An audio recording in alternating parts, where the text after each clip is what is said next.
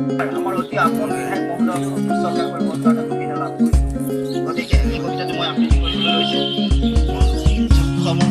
যাতে নিশ্চয় মাৰ্জনা কৰিব পাৰিছে। কবিতাৰ শিৰোনাম শোণিতপুৰৰ জীৱিকা পানী। মই শোণিতপুৰ বৰ অসমৰ বুকুৰ সপোন জীৱিকা শোণিতপুৰ বুঢ়ালুইতৰ পাৰ জীৱিকা শইচ সোণালী শোণিতপুৰ ইতিহাসৰ দস্তাবেজত পঢ়োৱা বানৰ ৰণে ৰাঙলী ঘৰ ৰঙা শোণিতৰ বুকুত মই সোণ চৰোৱা শোণিতপুৰ জীয়া ভৰলীৰ বুকুত জীয়া ধলে তল বলোৱা ৰূপোৱালী মই বাগৰা বুকুতে আছিল অপূৰ্বা সপোন কৰি বানৰ কন্যা উঠা কঠিন শিলৰ বুকুত তুলিকাৰে সাজ বলোৱা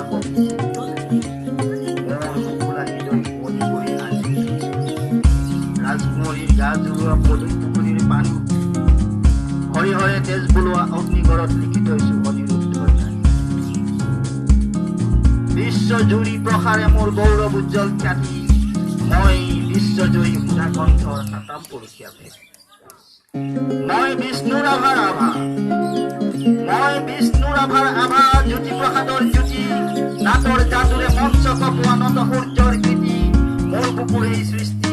ভাষাজননীৰ ৰং চৰোৱা পদ্মনাথ গোহাঁই বৰুৱা অসম সাহিত্য সভাৰ প্ৰথম সভাপতি ভাষা সাহিত্য কলা সংস্কৃতি মোৰ প্ৰাণৰ বৰ চোতালত ঐক্য শান্তিৰ আসন সজাই একেমালাৰে বেৰিয়াই থৈছো সৰ্ব ধৰ্মৰ সম্পদ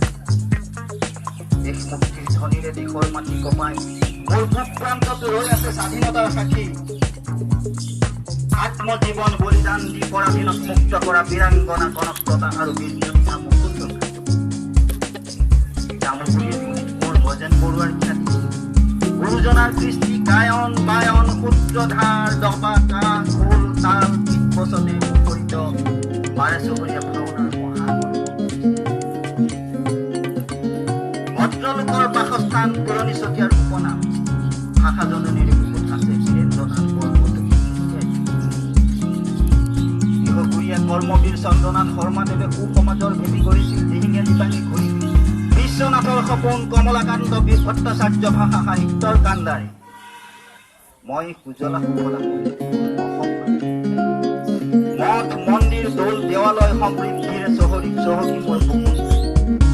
বৰলুইতৰ বৰলা শিলা গুপ্তকাশীৰ প্ৰহৰী হৈ নিমাতে নিদালে আছে ৰৈ বাবা বিশ্বনাথক মহাভৈৰৱ হলেশ্বৰ শিঙৰি ঘাটৰ শুক্লেশ্বৰ ভক্ত প্ৰাণৰ ভক্তি ভৰা আলয় ৰুদ্ৰসিংহৰ দিনৰ আপুৰুগীয়া শৈৱ বিনাগ শংকৰ দেৱালয়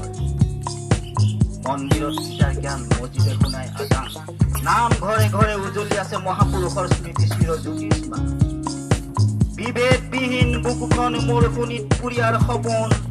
হিন্দু মুছলিম খ্ৰীষ্টিয়ান শিখ আৰু বৌদ্ধ জৈন আটাইয়ে মোৰ আপোন মই বিশ্ববিজয়ী নৱজোৱান বিষ্ণুৰাভাৰ বাণী উদাকণ্ঠই গীতেৰে সজোৱা বিস্তীৰ্ণ পাৰৰ কাহিনী মই বিশ্ববিজয়ী নৱজোৱান বিষ্ণুৰাভাৰ বাণী উদাকণ্ঠই গীতেৰে সজোৱা বিস্তীৰ্ণ পাৰৰ কাহিনী মই বিশ্ববিজয়ী নৱজোৱান বিষ্ণুৰাভাৰ বাণী উদাকণ্ঠই গীতেৰে সজোৱা বিস্তীৰ্ণ পাৰৰ কাহিনী